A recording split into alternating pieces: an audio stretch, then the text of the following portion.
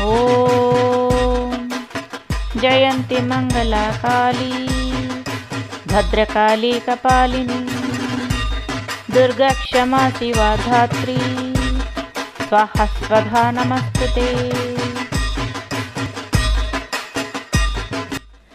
सर्ववधा प्रशमनं त्रैलोक्य साखिलेश्वरी एवमेव त्वया कार्य अस्मिद्वैरी विनाशनम। माता रानी के श्री चरणों में अपना संपूर्ण ध्यान केंद्रित करते हुए मैं मधुमिता माता के सांचे दरबार में आप सभी भक्तजनों का हार्दिक स्वागत करती हूँ। भक्तजनों, जैसे कि हम बातें कर रहे हैं माता रानी के विभिन्न स्वरूपों के बारे में, नवरात्रि की पूजा के बारे में, इसके पीछे छिपे कई पौराणिक कथाओं के बारे में, तो आज इस श्रृंखला में हम बातें करने जा रहे हैं माता रानी के 7वें स्वरूप, जो उन्होंने कालरात्रि माता का स्वरूप धारण किया हुआ था। तो इस रूप को धारण करने के पीछे माता की मनसा क्या थी, इस रूप के द्वारा वो हमें क्या कहना चाहती हैं, उनका संदेश क्या है और इसके पीछे क्या क्या पौराणिक कथाएं हैं, चलिए अभी इस बारे में चर्चा करते हैं। दोस्तों, जैसे कि हम पिछले कड़ियों में सुन चुके हैं कि माता रानी ने महिषासुर का वध कर दिया है, तारकासुर भी मारा गया है। तो अभी माँ पार्वती बहुत खुशी खुशी प्रभु महादेव के साथ वो कैलाश में वास करने लगती हैं, मगर दैत्य शक्ति इतनी जल्दी ख़त्म तो नहीं हो जाते। जैसे कि महिषासुर के साथ ऐसा कई मान्यताओं में देखा गया है कि महिषासुर का वो जो साथी थे वो शुंभ निशुंभ 2 दैत्य थे।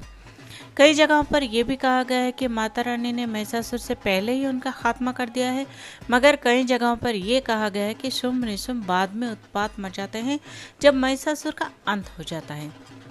और भी 2 राक्षस होते हैं जो कि चंड और मुंड होते हैं। तो ये सारे जो दैत्य शक्तियाँ प्रबल हो जाती हैं, उत्पात मचाते हैं, वो फिर से सबको तंग करने लगते हैं। तब सारी देवी देवता क्या करते हैं, जाके महादेव से गुहार लगाते हैं।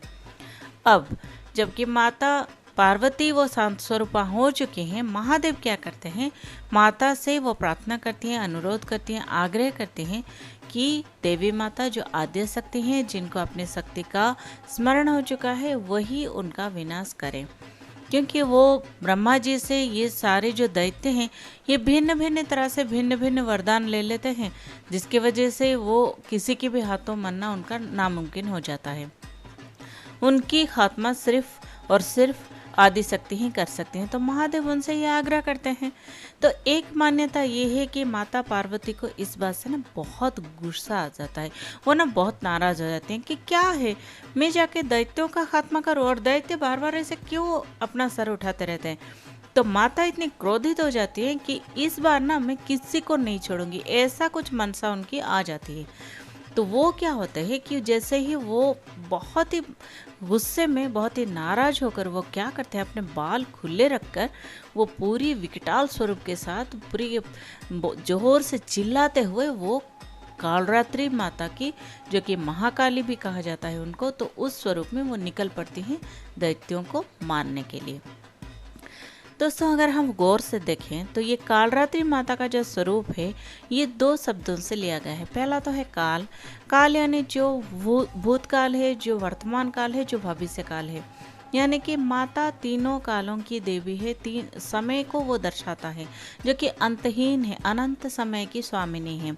और दूसरा है रात्रि, रात्रि यानी जो समय अंधकार का है, जब हमें कुछ भी नज़र नहीं आता है, जब घने अंधेरे की वो जो कालिमा होती है वो माता धारण कर लेती हैं काल रात्रि। जैसे कि हम पहले भी बता चुके हैं कि रात्रि के समय जो दैत्य हैं, जो असुर हैं, वो प्रबल हो जाते हैं।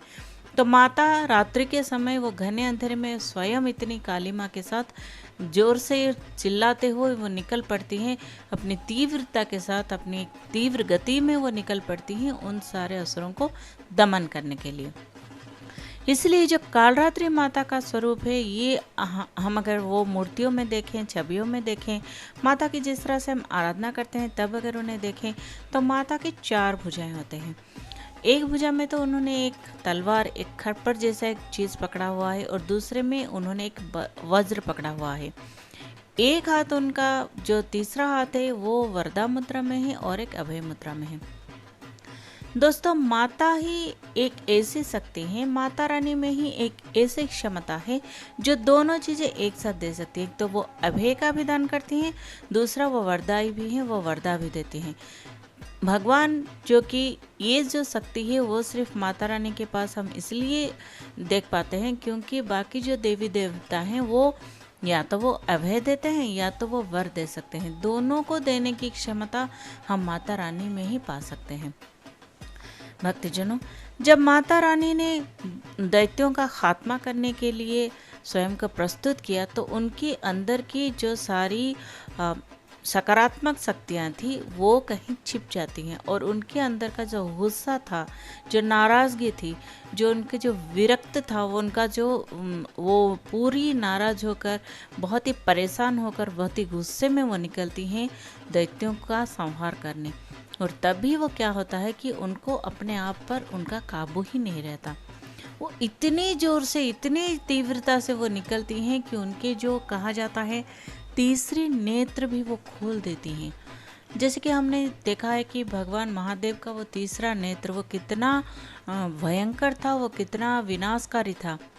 वैसे ही विध्वंसक तीसरे नेत्र से ये कहा गया है कि माता रानी के तीसरे नेत्र से एक देवी प्रकट हो जाती हैं जो कि चंडिका है या फिर चामुंडा देवी हैं। कहा जाता है कि चंड और मुंड जो दो असुर थे उनका निधन इन्हीं के हाथों हुआ है, इसलिए उन्हें चंडिका या फिर चामुंडा देवी भी कहा जाता है।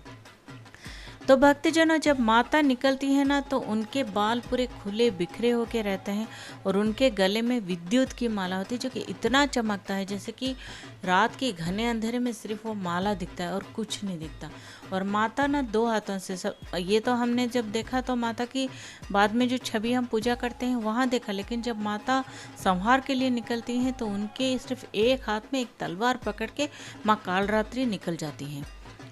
तो इतनी उनकी गति क्षिप्र होती है, इतनी तीव्रता से वो निकलती हैं कि तभी वो एक गधे को अपना सवारी मान लेती हैं। गधे पे सवार होके वो आते हैं। गधा जो कि मंदबुद्धि का प्रतीक है, जो कि कहा जाता है उससे ज़्यादा सहनशीलता और किसी में नहीं है क्योंकि वो सबका बोझा ढोता है, फिर भी वो मालिक के लिए अपना अनुगत्य दिखाता है। तो माता रानी गधे की सवारी करते हुए हमें ये बताती हैं कि माँ के लिए अपनी सारी सृष्टि जो है, अपने सारे बच्चे एक समान होते हैं।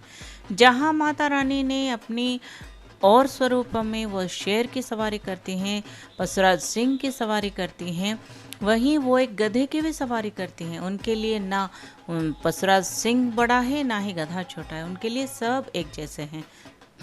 तो ये माता रानी का वो जो अपने बच्चों के लिए समानता का भाव है वो उसका प्रतीक है। गधा क्या है? गधा भी बहुत जोर से भाग सकता है, वो भी अपने पीठ पर कोई भी बोझ उठाते हुए भाग सकता है। गधा ही एक ऐसा प्राणी है। तो जब माँ उन गधे की सवारी करती है तो गधा भी माँ को अपने पीठ पे बिठा के बहुत जोर से भागता है। कहा जाता है कि माँ की गति इतनी तीव्र होती है, इतनी तीव्र होती है, और माँ जो बहुत ही गुस्से में, बहुत ही अपनी नाराज़गी में इतनी ज़ोर से चिल्लाती हैं कि दहाड़ लगाकर माँ निकलती हैं, और उनका जो दहाड़ होता है वो सुन के सभी थर थर कांपने लगते हैं। माँ का वो जो विकटाल स्वरूप है, वो जो विध्वंसकारी स्वरूप है, उसमें माँ निकलकर चंड-मुंड और सुम-निशुम का अंत कर देती हैं।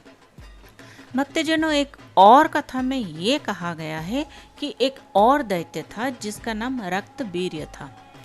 उसका जो उससे एक वरदान प्राप्त था, उसके हिसाब से अगर उसके शरीर से एक भी रक्त की बूंदे जो होती हैं, यानी जो खून का कतरा होता है, वो अगर नीचे गिरते तो वही उसके वीर्य बन के उसके तरह ही उसी के स्वरूप में एक और रक्त वीर्य का निर्माण वो कर लेते थे। ये क्षमता थी उस दैत्य में। तो अब माता रानी की महामुकाबला उस रक्त वीर्य के साथ होता है।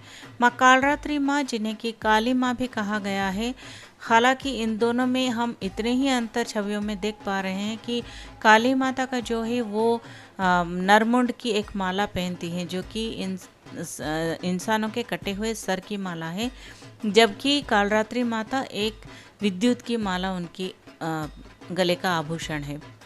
मगर कई पुराणों में, कई तथ्यों में ये भी वर्णना की गई है कि कालरात्रि माँ काली माँ का ही स्वरूप है। तो इसलिए हम ये मान्यता दे सकते हैं कि रक्तबीर्य के साथ माता की घमासान युद्ध हो जाती है और माता बार बार रक्तबीर्य का सिर काटने का प्रयत्न करती है, सिर काट भी देती हैं। लेकिन वो एक चीज़ देख के हैरान हो जाती हैं कि रक्तबीर्य का जहाँ भी उसका खून गिरता था वहाँ से और भी रक्तबीर होते थे। तो खून तो एक दो बूंदा गिरता नहीं, खून तो ज़्यादा मात्रा में गिरती है। तो 1 से 10, 10 से 100, 100 से 1000 ऐसे होते चले जाते हैं।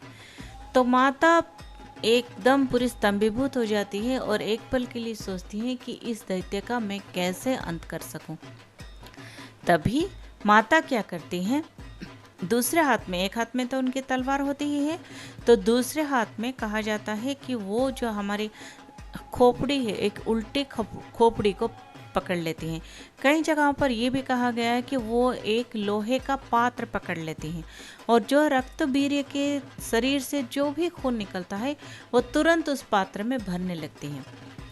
लेकिन जब वो पात्र पूरा पूर्ण हो जाता है तब तो वो छलक जाएगा ना, रक्त फिर से नीचे गिर जाएंगे, फिर से रक्तबीर्य उत्पन्न हो जाएगा।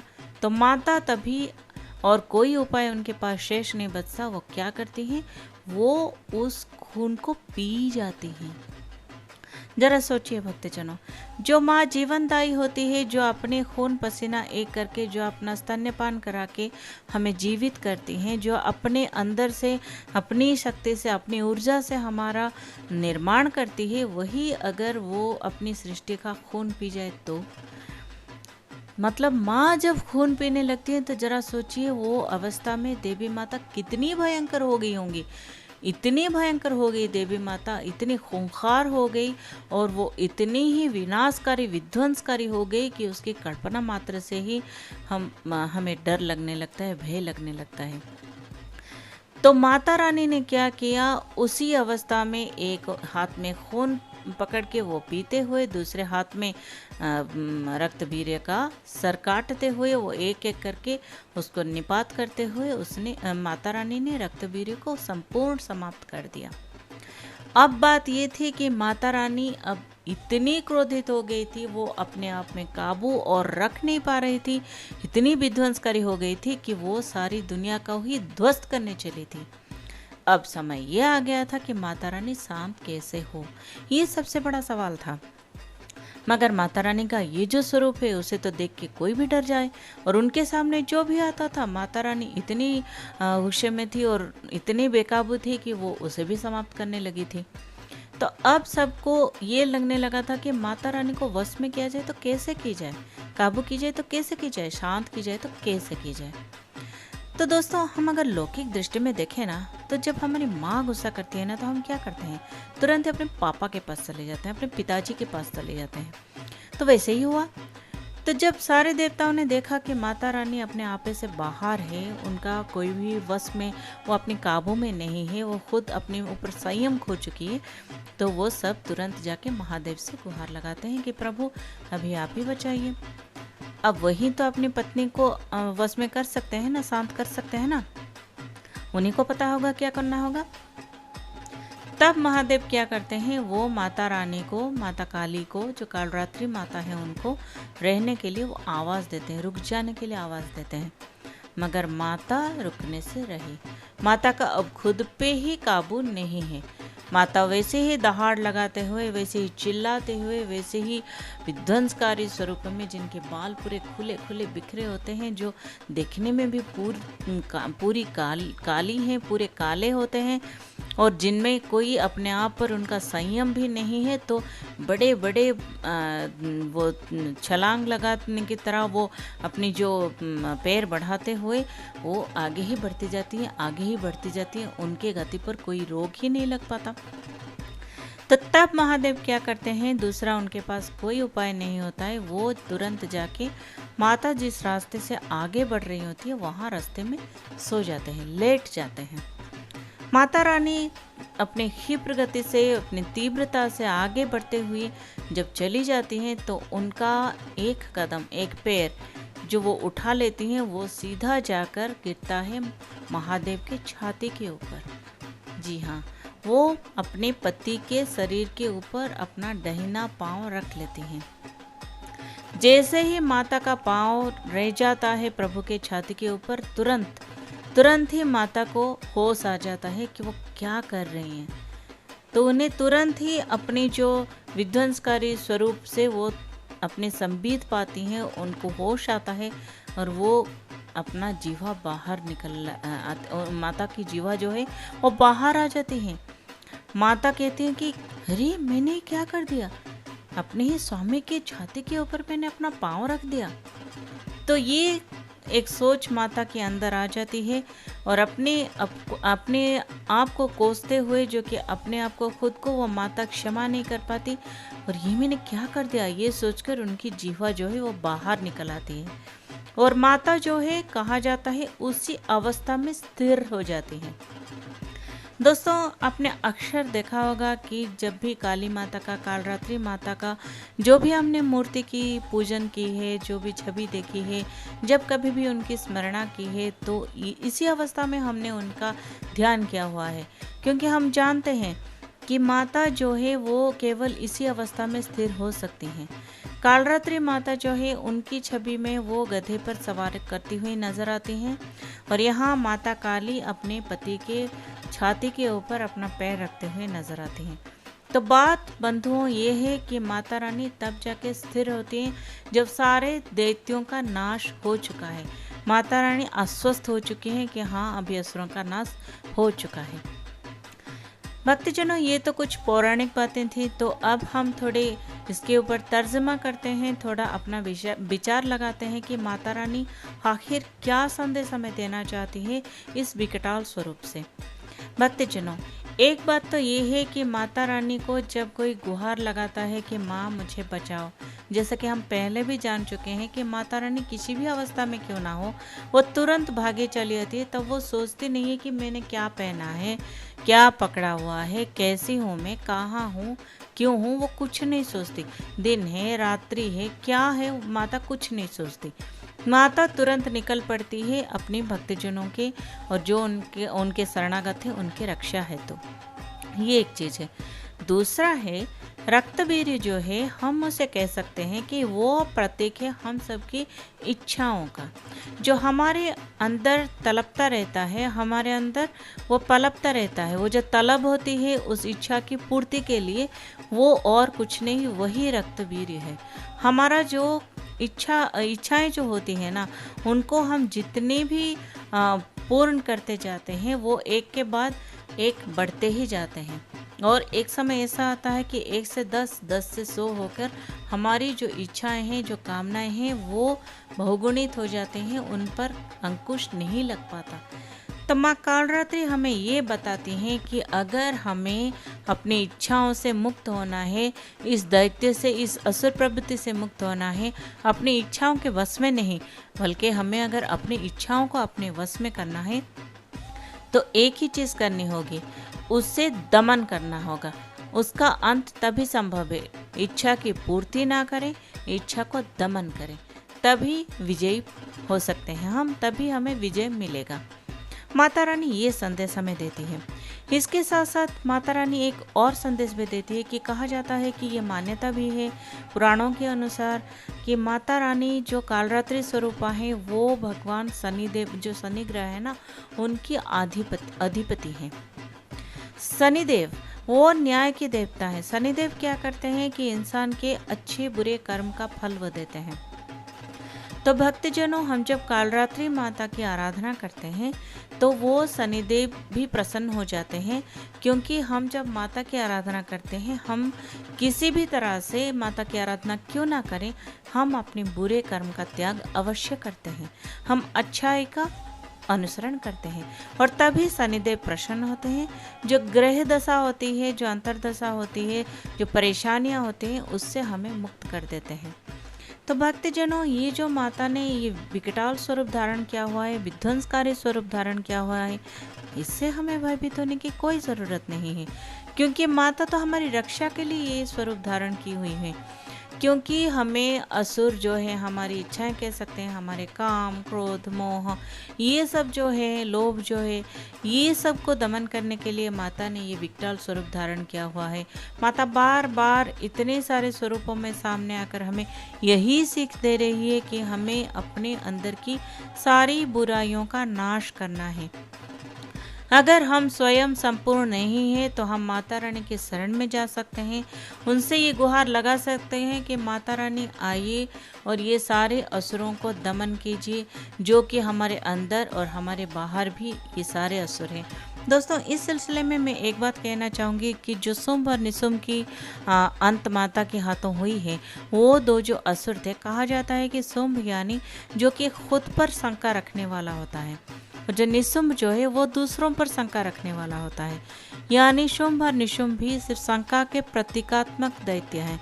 यानी हम जब किसी के ऊपर शंका करते हैं, किसी के ऊपर या फिर खुद पर शंका करते हैं, हमसे ये होगा कि नहीं, हमें कर पाएंगे कि नहीं, वो अच्छा होगा या बुरा होगा, ये सब को भी दमन करती है माता कालरात्रि। कहा जाता है कि कालरात्रि माता का पूजन तंत्र विद्याओं के साथ होता है, रात्रि के समय होता है। माँ तो स्मशान काली है, माँ कालिका है, माँ के अंदर काली माँ छुपी हैं। पर ये बात हम बहुत अच्छे से जान सकते हैं कि माता रानी अपना स्वरूप इसलिए बदली हुई हैं ताकि जब हम माता पार्वती को, माता रानी को, माँ दुर्गा को हम जब देखें ना, तो हम उनके वरदायी रूप को ही देखें, हम उनके विध्वंसकारी रूप को ना देखें। माता अपनी स्थिरता से ये बताती हैं कि उन्होंने सबको दमन करके हमें आश्वस्त करने के बाद वो स्थिर हो चुकी हैं, वो अभी अभय मुद्रा में हैं और हम सबकी रक्षा है तो प्रतिज्ञा कर चुकी हैं। तो दोस्तों, हमें चिंता करने की कोई ज़रूरत ही नहीं है, क्योंकि माता रानी है हमारी रक्षा करने के लिए। हम जब भी किसी भी मुसीबत में क्यों ना फंस जाए, जब भी कोई भी परेशानी हमारे सामने दैत्य बनकर क्यों ना खड़ा हो जाए, हम माता रानी का आवाहन जरूर करेंगे। और कैसे करेंगे पता है ना आपको? तो चलिए मेरे साथ जोर से कहिए, हे शेरा वाली माता, तेरी सदा ही जय हो। माता रानी की जय जयकार कीजिए, माता रानी की आराधना कीजिए, नवरात्रि की पूजा कीजिए, दांडिया कीजिए, गरबा कीजिए, माता रानी की आराधना में खुद को संपूर्ण लीन कर दीजिए। जैसे मंत्र हो सके वैसे मंत्र का पारायण कीजिए, हवन कीजिए, माता रानी को जागृत कीजिए, उसके साथ साथ अपने अंदर की शक्ति को भी जागृत कीजिए, जिससे माता रानी बहुत ही प्रसन्न हो जाएंगी। मगर अभी हमें विदा दीजिए, जल्द ही कुछ नए पौराणिक